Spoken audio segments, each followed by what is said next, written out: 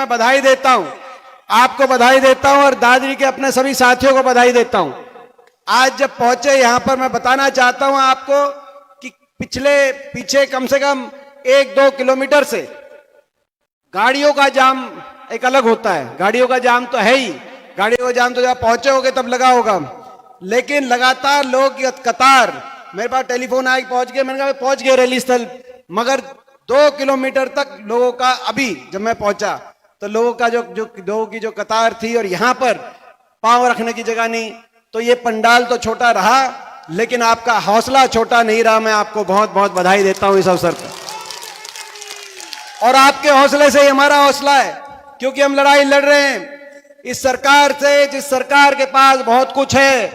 आज दिल्ली में सरकार है, चंडीगढ़ में इनकी सरकार है, 2-2 सरकारें हैं, धनबल इनके पास है, सत्ता बल इनके पास है, मीडिया बल इनके पास है, तंत्र बल इनके पास है, और इनसे सच्चाई की लड़ाई लड़ने के लिए हमारे पास कुछ है तो आपका आशीर्वाद और आपका दिया हुआ हौसला है, जो आज आपने जम के दिया है। आज आपने जम के दिया है। देखिए 10 साल हो गए, भाजपा की प्रचंड बहुमत सरकार बनी, दिल्ली में भी, चंडीगढ़ में भी। हम हरियाणा प्रदेश की बात करें, यहां पर खट्टर साहब के नेतृत्व में सरकार बनी, इनको आपने 10 साल दिए।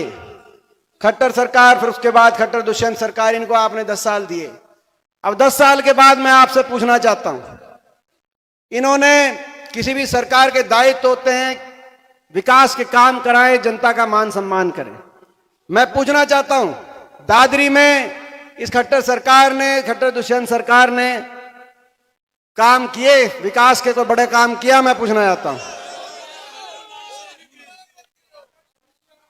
और मैं ये भी पूछना चाहता हूं, मुख्यमंत्री जी ने अगर काम नहीं किया, आप कह रहे हैं, तो पिछले 10 साल में दादरी और आप सबको आपका मान सम्मान किया?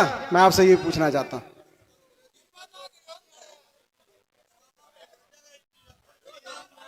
हैं?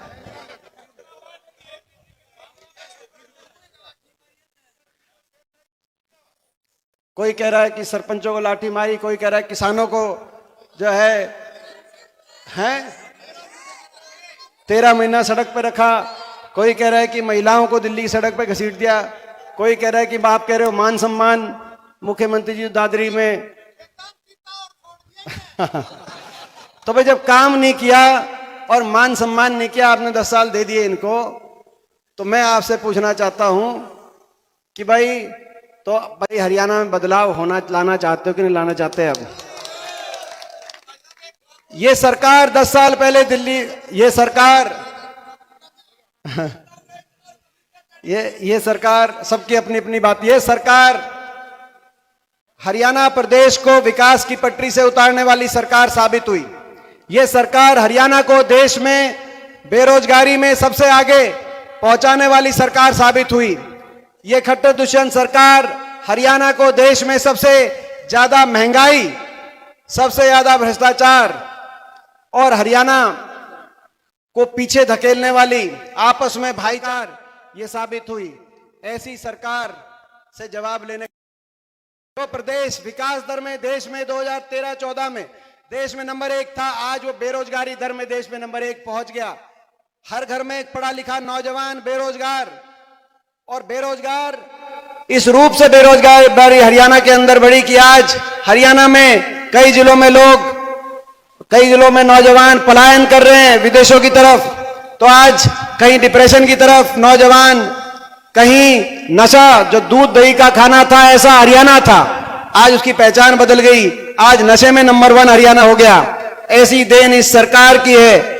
ना तो निजी क्षेत्र के अंदर निवेश हुआ, ना कोई औद्योगिक क्षेत्र लगा, ना कोई थर्मल का कारखाना लगा, ना कोई बड़ी परियोजना आई इन 10 साल की इस खट्टर सरकार में। और सरकारी क्षेत्र के अंदर 5 साल तक कोई भर्ती करते नहीं, जो भर्ती निकलती है वो भर्ती घोटालों की भेंट चढ़ जाती है। 30 पेपर लीक घोटाले आए, एचपीएससी एसएससी के दफ्तरों में करोड़ों रुपए की बरामदगी हुई। 5 साल तक कोई बड़ी भर्ती निकलती नहीं, जो छोटी मोटी भर्ती निकलती है या तो भर्ती घोटालों की भेंट, उसके बावजूद भी कोई लिस्ट आती है। तो हरियाणा देश का एकमात्र प्रदेश बन गया जहां पे हरियाणा के बच्चों से ज्यादा HPSC SSC की लिस्टों में हरियाणा के बाहर के बच्चों का नंबर उनमें आता है। 2019 में SDO की भर्ती आई, 80 में से 78 बाहर के बच्चे लगे, केवल 2 हरियाणा के। 2021 में SDO इलेक्ट्रिकल में 99 में से 77 बच्चे बाहर के लगे, केवल 22 हरियाणा के। इस साल असिस्टेंट प्रोफेसर टेक्निकल एजुकेशन की लिस्ट आई, 156 में से 103 बाहर के। HCS की लिस्ट आई, 36 बाहर के। अभी ब्लॉक डेवलपमेंट पंचायत अफसर पंचायतों में जिनको जाके काम करना है, 7 की लिस्ट आई, 5 बाहर के और केवल 2 हरियाणा के। बाकी प्रदेशों में हरियाणा के नौजवान को कोई अफसर मिल नहीं रहा। हरियाणा के अंदर हरियाणा की जो लिस्टें आती हैं उनमें मौका मिल नहीं रहा। नौकरियों को, जो कई नौकरियां थी, मुझे याद है जब हमारी सरकार थी, अकेले शिक्षा महकमे में 1 लाख की भर्ती हुई थी, JBT की भर्ती हुई थी, जिसमें JBT की भर्ती में उस समय सबसे ज्यादा भिवानी जिले के, क्योंकि उस भिवानी और दादरी के सबसे ज्यादा JBT के अंदर हमारी सरकार में लगे थे। 10 साल से कोई एक भर्ती इस सरकार ना JBT की करी, शिक्षा विभाग में भर्तियां कहीं की नहीं जा रही, स्कूलों को बंद किया जा रहा है, सरकारी नौकरियों को समाप्त किया जा रहा है या उनको कच्चों में परिवर्तित किया जा रहा है, कहीं कौशल निगम के माध्यम से, कहीं अग्निपथ योजना लाकर फौज की नौकरियों को। आज हरियाणा में अगर बेरोजगारी सबसे ज्यादा देश में नहीं होगी तो कहां होगी? आज इन सरकार से हम पूछ रहे हैं। देश में सबसे ज्यादा बेरोजगारी हरियाणा में, देश में सबसे ज्यादा महंगी बिजली हरियाणा में। हमारे समय बिजली के कारखाने लगाए गए थे और हरियाणा देश में बिजली सरप्लस प्रदेश का उदाहरण बना था। इन्होंने 10 साल में बिजली खपत तो बढ़ी, एक बिजली का कारखाना थर्मल लगाया नहीं, लेकिन अदानी जैसे समूहों से बिजली के समझौते बदल दिए और जिस दर पर बिजली मिलनी चाहिए थी उससे दर को बढ़ाने का काम किया और हरियाणा के बिजली उपभोक्ता को देश में सबसे महंगी बिजली दिलवाने का काम इस खट्टर सरकार ने किया। यह हकीकत है।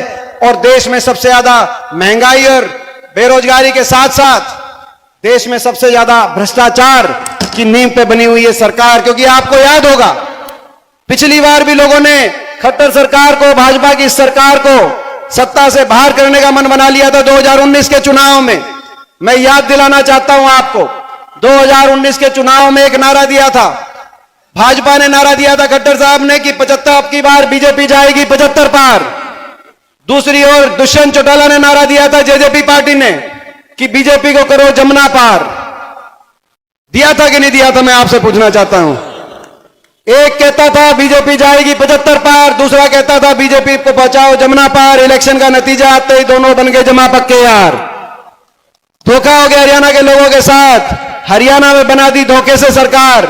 लोगों को कह दिया कि ये सरकार को समझौता हो गया, हम समर्थन दे रहे हैं। दुष्यंत चौटाला का बयान आया कि हम समझौता करेंगे। पहले जिस दिन नतीजा आया उस दिन उसने उचाना जाके पूछा कि क्या करना चाहिए, 10 सीट आई हैं। उचाना के लोगों ने कह दिया कुछ भी करना लेकिन बीजेपी को समर्थन मत देना, खट्टर सरकार को दोबारा बनवाने का काम मत करना। लेकिन उनकी भाषा बदल गई, दिल्ली पहुंचते पहुंचते भाषा बदल गई और दिल्ली जाकर बीजेपी को समर्थन दे दिया और कह दिया 5100 बुढ़ापा पेंशन पे समझौता हो गया, 75% प्राइवेट में नौकरी के रिजर्वेशन पर समझौता हो गया। ना तो 75% प्राइवेट में रिजर्वेशन हुआ, ना वो 5100 बुढ़ापा पेंशन 5 साल में आई। समझौता 5100 बुढ़ापा पेंशन का नहीं था, समझौता अपनी भ्रष्टाचार की फाइलों को बंद कराने का था। समझौता हरियाणा को आपस में महकमे बांटकर लूटने का था। शराब का महकमा किसके पास गया, एक्साइज के महकमे से कौन लूट रहा है, माइनिंग के महकमे से कौन लूट रहा है, पंचायत के महकमे से कौन लूट रहा है। कोई अगर हमारी लिस्ट में कोई कमी कसर रह जाए, हम तो फिर भी विपक्ष में इनके विधायकों ने इनकी पोल खोली। दादा गौतम नारनौन से इनके विधायक है जेजेपी के, उसी का बयान आ गया, दादा गौतम का उसी दिन बयान आ गया कि महकमे बट गए और खोपर एकला सारा जीमने लग रहा है, सारे जीमन वाले महकमे खोकर ले गया। आया था कि नहीं आया था बयान? इससे बड़ा भ्रष्टाचार का उदाहरण नहीं हो सकता। यह जीमने के लिए सरकार नहीं बनी थी। आज हरियाणा को भुगतना नहीं पड़ता। देश में सबसे ज्यादा बेरोजगारी, सबसे ज्यादा महंगाई, सबसे नशे में एक हरियाणा, अपराध में देश में सबसे अगले प्रदेशों में हरियाणा। मगर काम नहीं भी करते ये तो भी हम काम चला लेते। मैं बताना चाहता हूं आपको कि क्यों लड़ रहे हैं, इस ईमानदारी से क्यों लड़ रहे हैं और क्यों समझौता नहीं कर सकते इनके साथ। काम नहीं भी करते लेकिन इन्होंने तो हर वर्ग का अपमान करने का काम किया। अहंकार 7वें आसमान पे, कोई ऐसा वर्ग नहीं जिसको इन्होंने नहीं छोड़ा, हर वर्ग का अपमान किया। 1 साल तक किसान बैठा रहा, 750 किसानों की जान चली गई। मैं नमन करता हूं दादरी की इस वीर भूमि को नमन करता हूं। यहां किसान आंदोलन की कहीं अगर गूंज सुनाई दी पूरे देश में, तो दादरी के अंदर वो सबसे मजबूत गूंज सुनाएगी। मैं आपको नमन करता हूं दादरी को। 1 साल तक किसान बैठा रहा, लेकिन उस किसान पे अगर किसी एक सरकार ने सबसे ज्यादा उस किसान का अपमान किया, हरियाणा सरकार ने किया। 750 किसानों की चिताएं जब जल रही थी, तो ये कोई कह सकता था कि इनकी मांग नहीं मानेंगे, लेकिन इनके प्रति सहानुभूति रखते हैं। जब मेरे जैसे आप संसद में, हरियाणा से मैं एक बात विपक्ष का सांसद हूं, 15 सांसद हैं, 10 लोकसभा, 5 राज्यसभा के, 14 सांसद भाजपा के हैं। मैं वहां पे नहीं बोलता तो क्या करता? जब आपको देखता था आंदोलन करते हुए, जब हम खुद के खड़े होकर कहते थे कि इनको कम से कम सहानुभूति के 2 शब्द इनके लिए कहो, संवेदना प्रकट करो, तो कहे नहीं करेंगे, ये तो देशद्रोही हैं। मैं अपने काका ताऊओं की तरफ देखता था, अपनी काकी ताइयों की तरफ देखता था, और उस संसद के अंदर, जिस संसद में मैंने 20 साल बिता दिए, उस संसद में अपनी भूमिका की तरफ देखता था। जब सारी बीजेपी ने ऐसे ऐसे शब्दों के बाणों से मेरे दिल को छलनी करने का काम, मेरी आत्मा को छलनी करने का काम किया हो, और मैंने कहा था उस समय उनकी आंख में आंख डालकर कि जिनको आप देशद्रोही बता रहे हो, जिनको आप उपद्रवी बता रहे हो, ये वो लोग हैं जिनका एक बेटा ट्रैक्टर का स्टीयरिंग पकड़ के देश को खाद्य सुरक्षा देता है, तो दूसरा बेटा स्टेन गन पकड़कर चीन और पाकिस्तान के बॉर्डर पर देश को सुरक्षा देने का काम करता है। किसान आया, किसान का अपमान, सरपंच गए मांग लेने, सरपंचों पे लाठीचार्ज, कर्मचारी ओल्ड पेंशन स्कीम लेने गए, कर्मचारियों पे लाठीचार्ज, उनका अपमान, मनरेगा के मजदूर बजट बढ़ाने गए जिसका बजट 1/3 कर दिया इस सरकार ने, उन पे लाठीचार्ज, आशा वर्कर आंगनवाड़ी गई, उन पे लाठीचार्ज। हमारी महिलाएं अपनी इज्जत के लिए, न्याय मांगने के लिए, क्या कसूर था उन महिलाओं का, उन बेटियों का क्या कसूर था उनका? मैं पूछना चाहता हूं उनका क्या कसूर था, जिनको दिल्ली की सड़कों पे घसीटवाने का काम इस सरकार ने किया, उन खिलाड़ियों का, जिनके साथ इनके मंत्री जब वो एयरपोर्ट पे उतरती थी मेडल लेने के लिए, तो लाइन लगा के फोटो खिंचवाते थे, किसी के मुंह से ये शब्द नहीं निकले कि इनको न्याय मिलना चाहिए। ये तो वो देश है, अपनी दुश्मन की बहन बेटी की इज्जत को भी अपनी स्वयं की इज्जत देखा जाता है, लेकिन उनका अपमान। हरियाणा का आज कितना बड़ा नुकसान, ये हरियाणा है, ये वो प्रदेश है जहां जय जवान जय किसान का लाल बहादुर शास्त्री का नारा गूंजा करता था। जय जवान जय किसान, जय पहलवान जय नौजवान हम करते थे, लेकिन इन्होंने बदल दिया। ना जय किसान छोड़ा, ना जय जवान छोड़ा। अग्निपथ योजना लेके आए, हर साल 5,500 की भर्ती होती थी पक्की। देश की आजादी से लेकर 2019 तक सरकारें आएंगी जाएंगी, लेकिन ये भर्ती हमेशा होती थी 5,500 की पक्की भर्ती, और ऐसी मजबूत फौज। मैं पूछना चाहता हूं इस सरकार से, किसने मांग करी थी कि पक्की भर्ती को कैंसिल करके अग्निपथ योजना, आप अग्निवीर कच्ची भर्ती लेके आओ? किसने मांग करी थी? ना तो फौज की मांग थी। फौज पे तो हमें गर्व था, 75 साल के इतिहास में अगर किसी एक संस्था पे गर्व था तो फौज पे गर्व था। यही फौज थी जिसने 71 के युद्ध में पाकिस्तान के 2 टुकड़े करे, तो कारगिल के अंदर पाकिस्तान के शीश को झुकाने का काम किया, वो भारत देश की फौज थी। सरकारें किसी की भी रही हों, लेकिन भारत देश की फौज ने कभी दुश्मन को, मगर उस फौज को, पक्की भर्ती को आपने बदल दिया। जहां 5,500 की पक्की भर्ती होती थी, पिछले वर्ष 9,900 की अग्निवीर की भर्ती हुई, जिसमें से केवल 210 पक्के किए जाएंगे 4 साल के बाद, बाकी घर वापिस आ जाएंगे। ना जय जवान छोड़ा, ना जय किसान छोड़ा, ना जय पहलवान छोड़ा, और ना जय नौजवान छोड़ा, और ना जय संविधान छोड़ा, क्योंकि संविधान पे तो आक्रमण कर ही रहे हैं। संवैधानिक अधिकारों के, एससी वर्ग के हमारे भाई, बैकवर्ड के भाई, उनके संवैधानिक अधिकारों को तो आज देश के अंदर, मैंने कल संसद में बताया कि देश के अंदर लाखों की संख्या में जो सरकारी, केंद्र सरकार की सारे रोजगार थे, उनको प्राइवेटाइज करने का काम इस सरकार ने किया। उनके बैकडोर से, उनके अधिकारों से उनको वंचित कहीं किया जा रहा है, तो कहीं लोकतंत्र पे हमले प्रहार किए जा रहे हैं। लोकतंत्र को बचाने की भी ये लड़ाई है, लोकतंत्र को बचाने की भी लड़ाई। तो मैं पूछना चाहता हूं, इस लड़ाई में और इस सरकार के अहंकार को तोड़ने की, और ये खट्टर दुष्यंत सरकार के अहंकार को तोड़ने की लड़ाई में दादरी जिला भाई किसी पीछे तो नहीं रहेगा। मैं आपसे पूछना चाहता हूं, आप पीछे पिछली बार भी नहीं रहे थे, पिछली बार भी नहीं रहे थे आप पीछे। आपने दोनों सीटों से बीजेपी को हराने का काम किया था, लेकिन धोखा बन गया। इस बार भी साजिश और षड्यंत्र रचे जाएंगे। आपने बारडा से जेजेपी को जिताया, तो यहां से आपने निर्दलीय को जिताया, लेकिन बीजेपी को हराने का काम किया। लेकिन आपकी गलती नहीं है, इन दोनों ने जाके वहां पर दोबारा से बीजेपी की खट्टर सरकार को बनाने का काम किया। जो आज ये समय देखना पड़ा वो इनका विश्वासघात जिम्मेदार है, आप विश्वासघात नहीं। आपने, मैं एक बात कहना चाहता हूं आपसे, इस बार चौकसी ज्यादा रखनी पड़ेगी।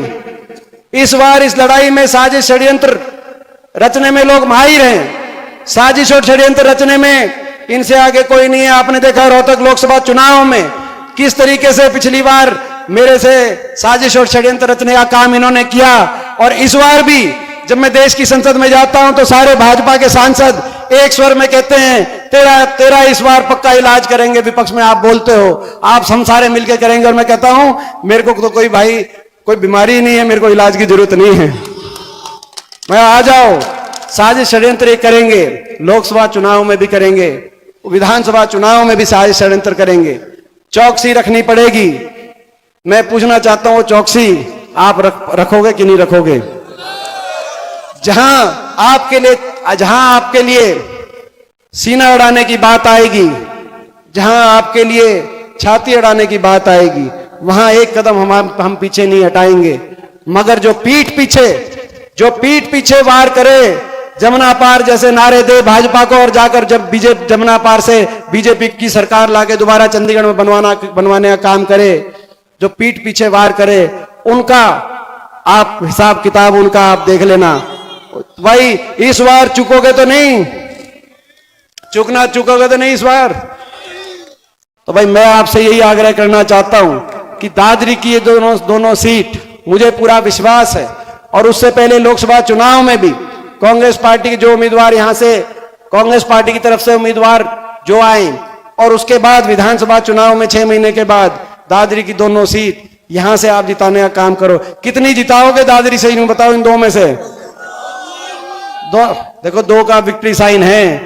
दादरी एक जिला ऐसा है हरियाणा के अंदर, ये जो 2 आप बता रहे हो ना, ये विक्ट्री साइन है हरियाणा। भाई ये 2 सीट आप यहां से आपका आशीर्वाद मिलेगा तो हरियाणा सेक्रेटरीएट और हरियाणा विधानसभा में जाकर आपको ये विक्ट्री साइन वहां पर दिलवाने का हम काम करेंगे, आपकी सरकार बनाने का काम करेंगे। आपका बहुत बहुत धन्यवाद। जय जवान, जय किसान, जय संविधान, जय नौजवान, जय हिंद और जय राम जी की।